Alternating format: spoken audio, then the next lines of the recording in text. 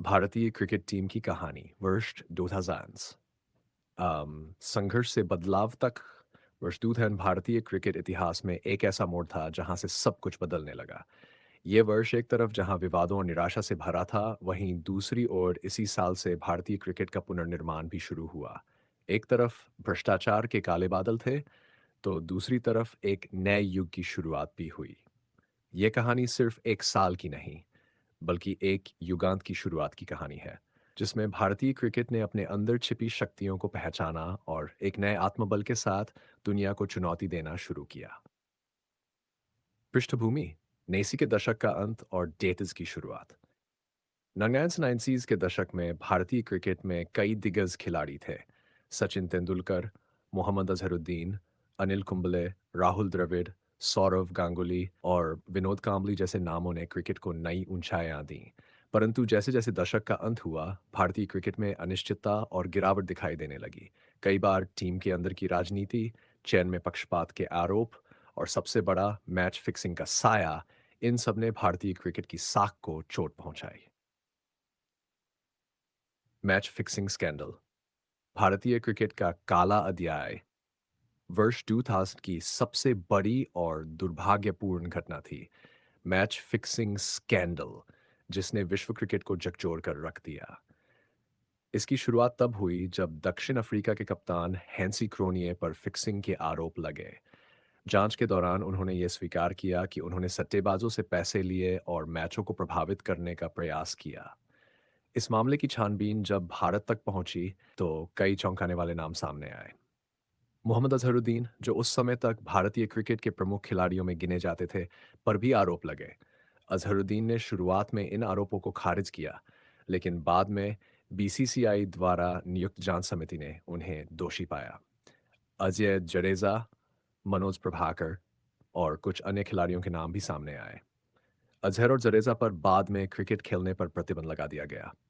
ये घटना सिर्फ एक व्यक्तिगत भ्रष्टाचार का मामला नहीं थी, बल्कि इससे भारतीय क्रिकेट की साख पर गहरा आघात लगा। जनता का भरोसा टूट चुका था, खिलाड़ी संदेह के घेरे में थे और भारतीय क्रिकेट संकट में था। नई शुरुआत की नींव उसी समय एक उम्मीद की किरण के रूप में उभरे सौरव गांगुली। उन्हें भारतीय टीम का नया कप्तान बनाया गया। गांगुली आक्रामक स्वभाव के खिलाड़ी थे और नेतृत्व में उन्होंने ये दिखाया कि अब टीम सिर्फ खेलना नहीं, बल्कि लड़ना और जीतना भी जानती है। गांगुली ने एक नई सोच लाई, जिसमें खिलाड़ी निडरता, आत्मविश्वास और देश के लिए खेलने की भावना के साथ मैदान में उतरते थे। उन्होंने न केवल अनुभवी खिलाड़ियों को साथ रखा, बल्कि युवाओं को भी मौका दिया। चर्स, युवा प्रतिभाओं का आगमन। वर्ष 2000 और उसके आसपास था भारतीय क्रिकेट में युवाओं के आगमन का दौर था। गांगुली ने युवाओं पर विश्वास जताया और उन्हें टीम में मौका दिया। यही खिलाड़ी आगे चलकर भारतीय क्रिकेट की रीढ़ बने। युवराज सिंह, एक शानदार ऑलराउंडर जिन्होंने डूथान की आईसीसी नॉकआउट ट्रॉफी में ऑस्ट्रेलिया के खिलाफ 88 रन बनाकर सबको चौंका दिया।